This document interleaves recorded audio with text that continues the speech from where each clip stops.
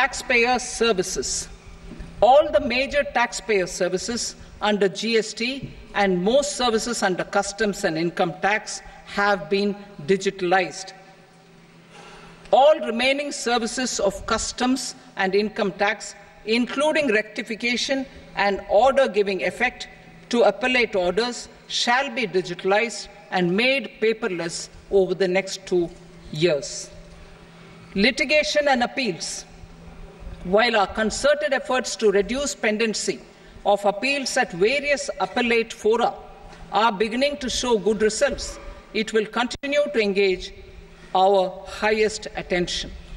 To dispose of the backlog of first appeals, I plan to deploy more officers to hear and decide such appeals, especially those with large tax effect.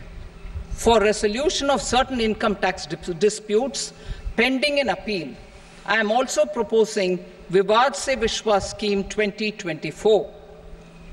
Further, I propose to increase monetary limits for filing appeals related to direct taxes, excise and service tax in the tax tribunals, high courts and Supreme Court to 60 lakh rupees, 2 crore rupees and 5 crore respectively.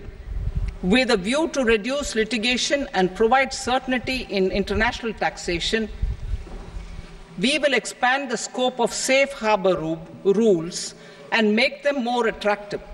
We will also streamline the transfer pricing assessment procedure. Employment and investment. I have a few proposals to promote investment and foster employment. First of all, to bolster the Indian startup ecosystem, boost the entrepreneurial spirit, and to support innovation,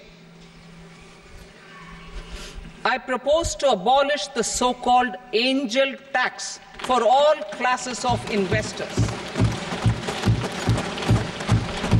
Second, there is tremendous potential for cruise tourism in India.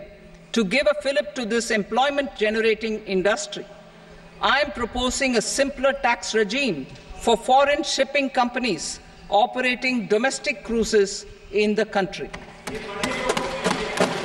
Third, India is a world leader in the diamond cutting and polishing industry, which employs a large number of skilled workers. To further promote the development of this sector, we would provide for safe harbour rates for foreign mining companies selling raw diamonds in the country. Fourth, to attract foreign capital for our development needs, I propose to reduce the corporate tax rate on foreign companies from 40% to 35%. Deepening the tax base. I have a couple of proposals for deepening the tax base.